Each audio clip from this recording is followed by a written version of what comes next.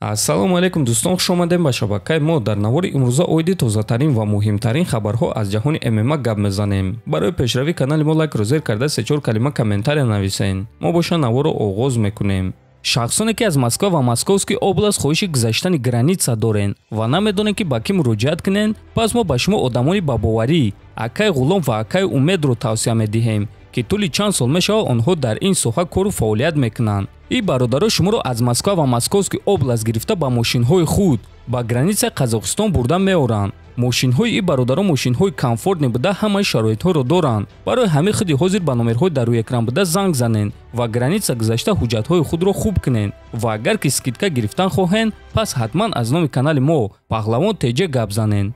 топови ҷангори вазни сабуки UFC Арман Царукян дар муҳорибаи Ислам Махачев ва Александр Волконовский прогнози худро дод. Волконовский камарбанди худро чанд маротиба ҳимоя кардааст. ӯ ҷангвари пуртаҷриба ва ҷангвари хеле сахт аст. ба ӯ набояд ки баҳои кам диҳӣ.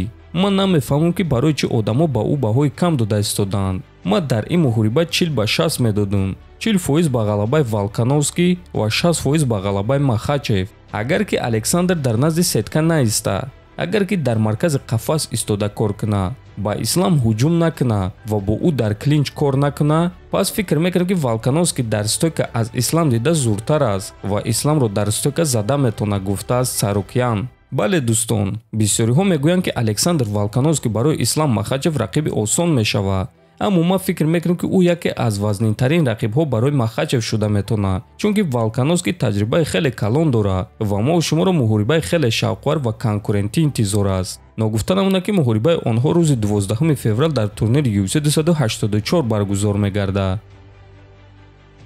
чанд соат пеш сармураббӣ ва соҳиби зали Kaizen MMA Нима Мазҳарӣ лавҳаи ифтихории зали худро нишон дод ва чӣ гуна ки шумо айни замон дида истодаен, дар ин лавҳаи ифтихорӣ ду варзигари тоҷик ҷой гирифтанд, Нурулло Алиев ва Муин Ғафуров. ва дӯстон, бояд гуфт ки ин боз як дастоварди хеле бузург аст. бинем ки дар яке аз залҳои машҳури Амрико дар лавҳаи ифтихории ин зал акси ду варзигари тоҷикро ҷой доданд ва онҳо, яъне мураббӣ ва соҳибони ин толор, бо ин варзигарони худ фахр мекунанд ва боварӣ дорем ки дар оянда мо чунин корҳоро дар залҳои аз ҳама машҳури ҷаҳон мебинем.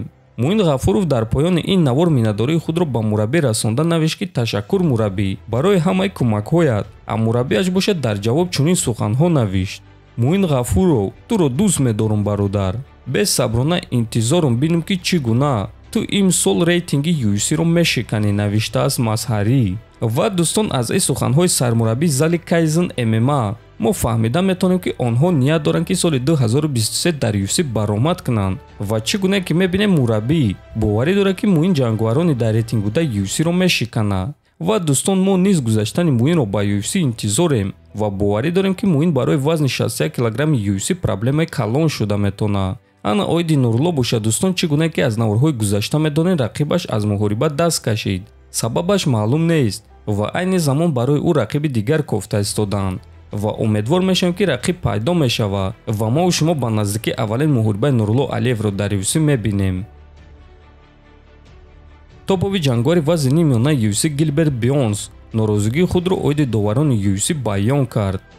ҳозир ман дар чунин ҳолате қарор дорам ки ғолиб шудан барои ман кофӣ нест. ман бояд ки рақибони худро фавран шикаст диҳам. ҳозир ман кори хеле зиёд карда истодам то ин ки рӯзи 21 январ Нил Магниро ба нокаут равон кунам. ман ғалабаи оддӣ намехоҳам. ғалаба бо қарори доваро намехоҳам. бас аз дигар ба доваро умед кардан. ман пеш ҳам ин чизро бад медидам. а баъди муҳориба бо Чимаев боз ҳам зиёдтар ин чизро бад дидам. ман намехоҳам ки ба доваро ниёз дошта бошам, гуфтааст Бёрнс. хотиррасон мекунем ки муҳориба байни Гилберт Бёрнс ва Нил Магни аллакай шаби 21 ба 22 январ дар турнири UFC 283 дар Бразилия баргузор мегардад. дӯстон, дар ҳамин ҷо навори мо ба анҷом мерасад. фикр ақидаҳотонро нависен, ҳатман дар канали мо обуна шавен. то боздид, хонободу сарбаланд бошен.